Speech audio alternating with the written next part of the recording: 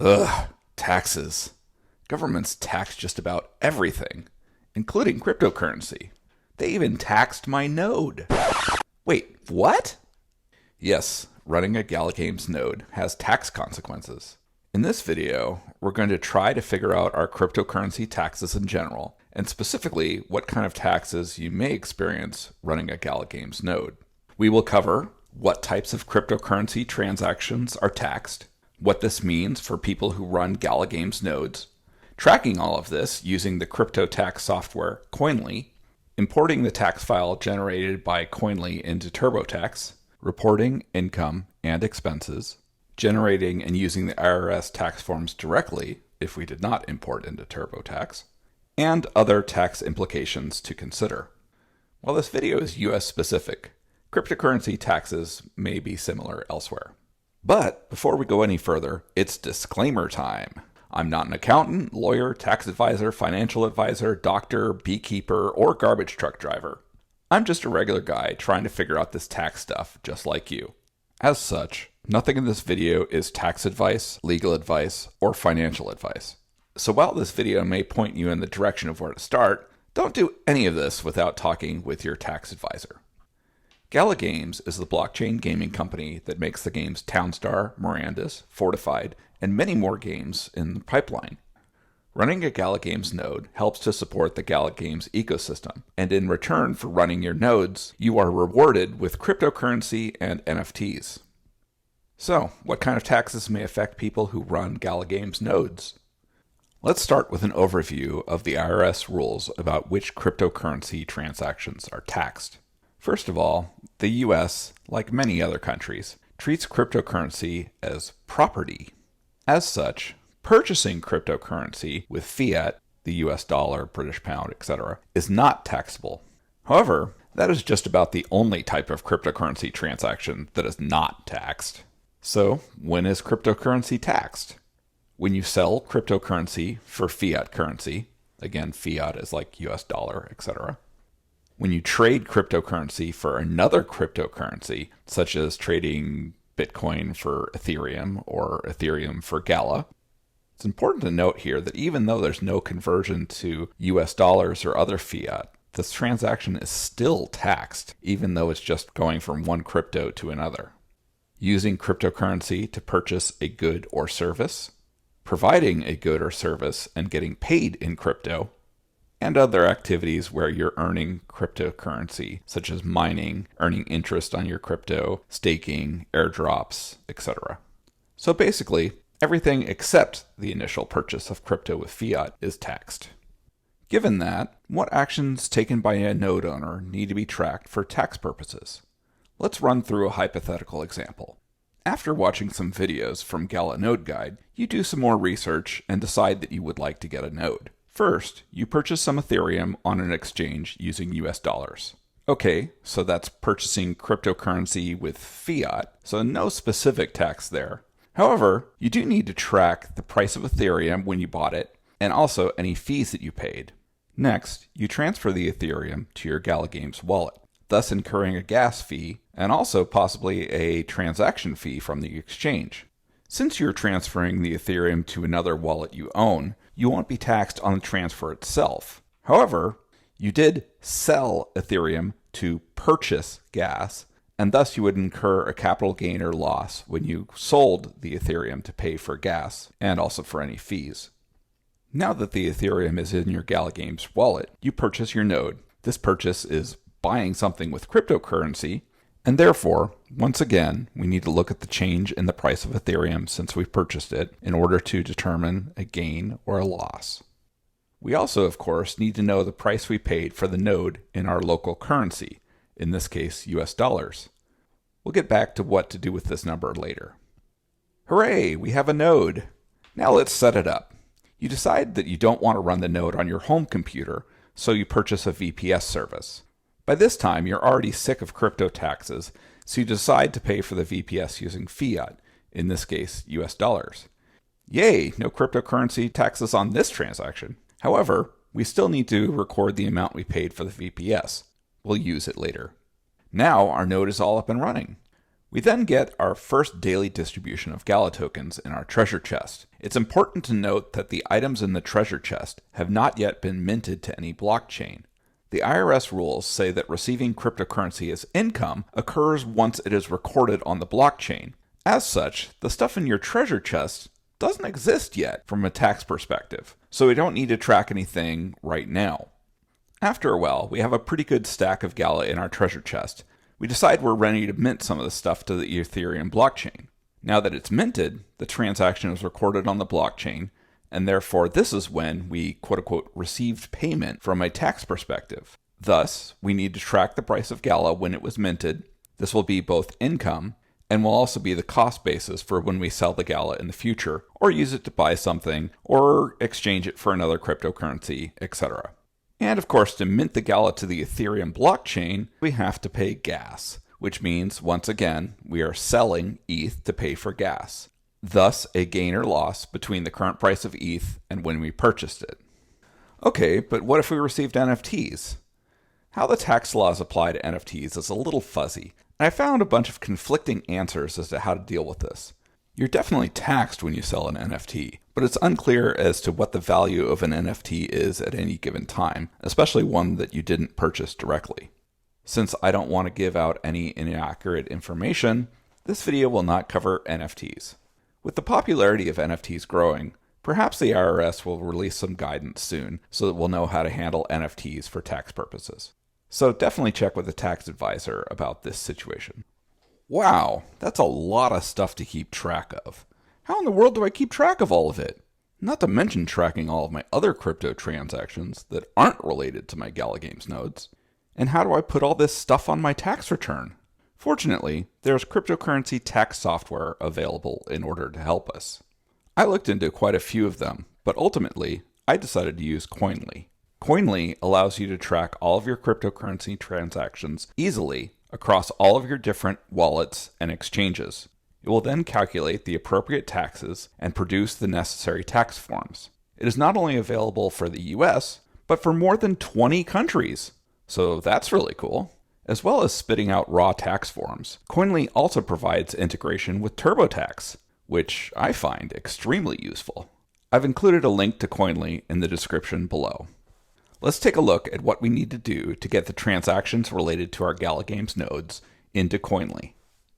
After setting up our Koinly account, the first thing we need to do is to import our Gala Games wallet. To do this, first we go to the Wallets tab on the Koinly site. Then click on Add Wallet/Exchange in the upper right. Since the Gala Games wallet is an Ethereum wallet, we'll just type Ethereum into the search field. Then we'll click on Ethereum, ETH, and tokens. Now it's asking us for our public address, so let's go over to the Gala Games site to get that. Once we've logged into the site, click on the Inventory tab.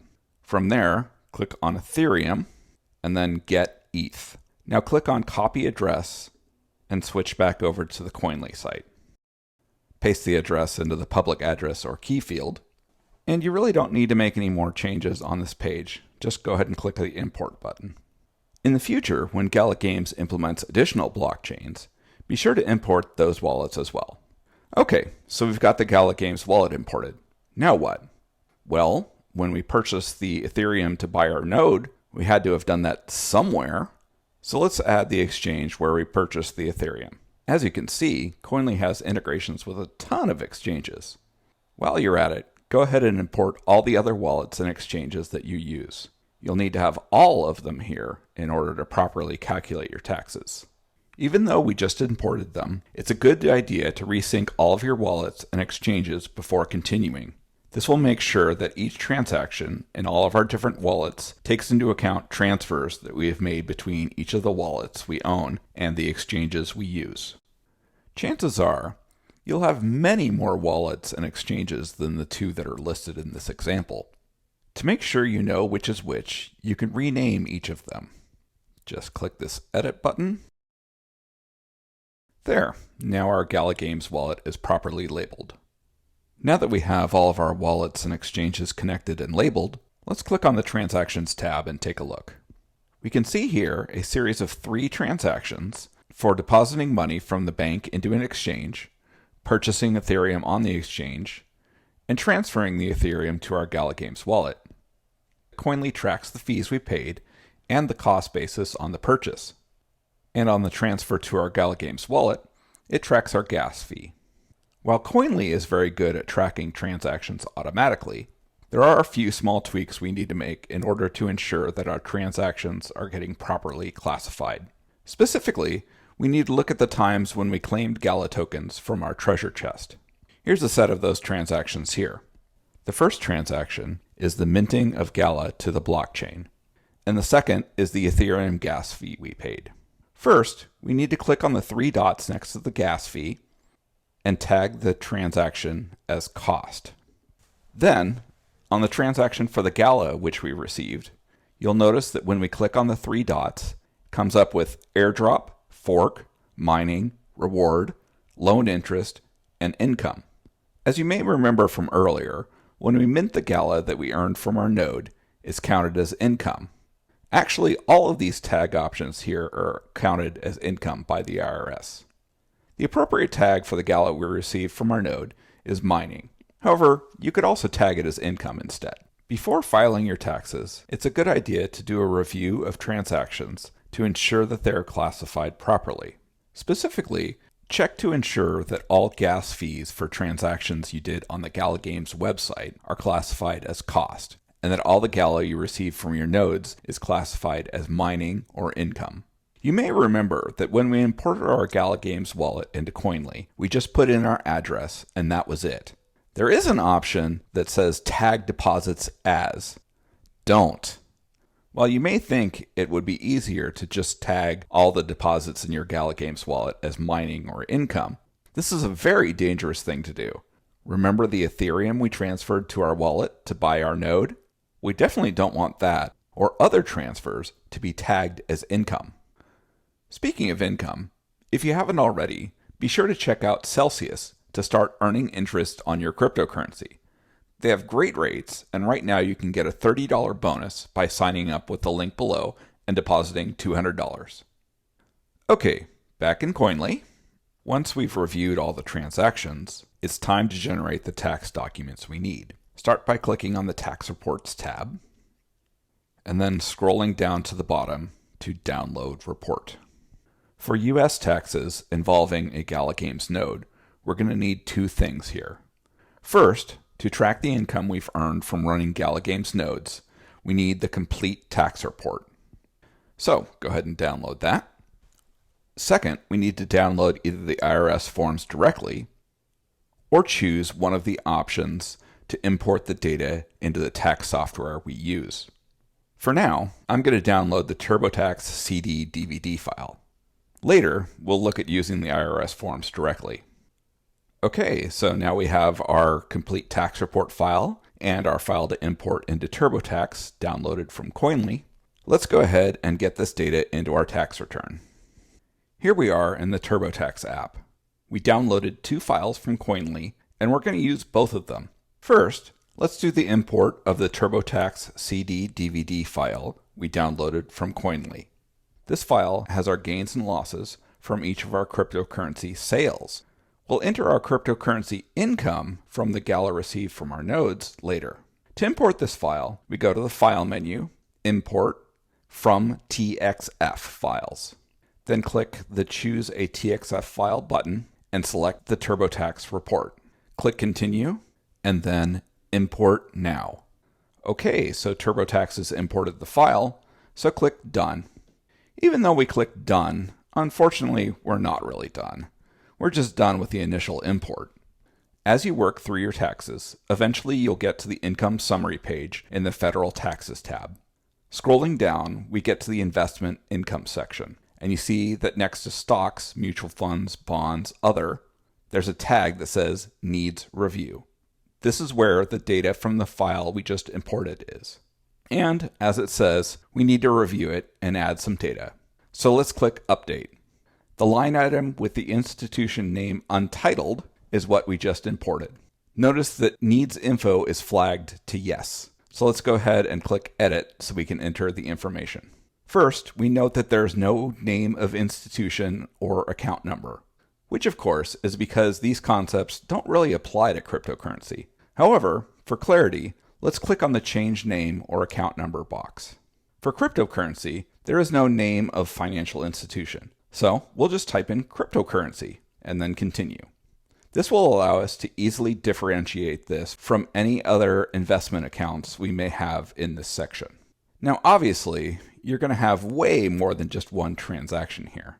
And unfortunately, at least with the current version of TurboTax, each of them has needs info tagged as yes. So let's click Edit and enter the info. And TurboTax has clearly marked in red that the issue is that there is no sales category listed. So click on that, and we see 7 different options. You'll notice that the first 3 are short-term, and the next 3 are long-term. The amount of tax you pay when selling an investment is different depending on whether it's short-term, which is an asset held for less than a year, or long-term, held 1 year or more.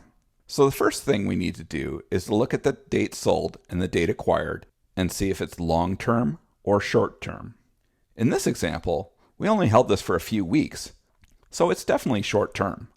Okay, but there are 3 short-term options. Which one do we choose? In cryptocurrency, the cost basis is not directly reported to the IRS by a financial institution the way stocks and bonds are. So the correct choice for this transaction is box C, short term not reported. If we had held this cryptocurrency for longer than a year, we would choose box F, long term not reported. Okay, we're done with that. Let's click continue. Fortunately, that's the only change we need to make to this transaction. So click done and then continue. Okay, now for the bad news. We need to do this same process for all of our transactions. Ugh. And before you think that this is just some cryptocurrency thing, when I did my taxes this year, I needed to go through the same process for all of my stocks and other investments as well. What a pain. Once we're done with checking the boxes for each of our cryptocurrency sales, we're ready to move from the investment section to the income section. Remember that the Gala we received from our nodes is counted as income when we take it out of our treasure chest and add it to our inventory, as Gala Games calls it, which mints it to the blockchain. One way to handle this income is to treat running your Gala Games nodes as a business. Okay, I know what you're thinking. Why would I want to do that? Sounds complicated. 2 main reasons. First, you can use the amount you paid for your node licenses to offset some of the income your nodes produce for you, thus lowering your taxes. And second is that the only other place to track cryptocurrency income is miscellaneous income. This would end up on line 8 of Schedule 1. This may be fine if you're reporting a small amount that you earn from interest or from an airdrop. But if you enter a number here greater than $700, the IRS sees that as a red flag, and you're increasing the likelihood of getting audited. And of course, we don't want that. For the example in this video, we're going to treat our nodes as a business. So how do we do that? Back on the income summary page in TurboTax, scroll down to the business items section and click the start button that is next to the line item Business Income and Expenses Schedule C. Continue on through the TurboTax questions until you get to enter business income that's not a 1099 NEC or a 1099 MISC. Here we need to refer to the complete tax report file we downloaded from Koinly. Open the file and scroll down to the section that says Income Summary. Note that if you are earning other cryptocurrency income in addition to the Gala you earned from your nodes, that is listed here as well. For example, interest that you may have earned from using Celsius. For simplicity, in this example, we are going to report all of our cryptocurrency income under the same business. Therefore, let's take the number next to total and put it into the income or sales field in TurboTax. Continue through the business section of TurboTax until you get to Enter Business Expenses Not Yet Reported. This is where we put the amount we paid for our node licenses for the nodes that we purchased this year and the amount we paid for our VPS. Also, this is where we put the cost line item from our expense summary in the complete tax report file we downloaded from Koinly. As a reminder, this is for the Ethereum gas fees for when we minted the Gala from our treasure chest. These expenses will directly offset some of the income we earned from our nodes, thus potentially reducing our tax bill. So now we've entered our cryptocurrency income and expenses as well as our cryptocurrency gains and losses into TurboTax. That should pretty much cover the cryptocurrency portion of our taxes in TurboTax. But what if you're not using TurboTax? Or what if we want to just get the info we need in order to hand it over to our tax professional so that they can do our taxes? Back in Koinly, we need to download the IRS report, which will generate our Schedule D and Form 8949 with our cryptocurrency gains and losses filled in.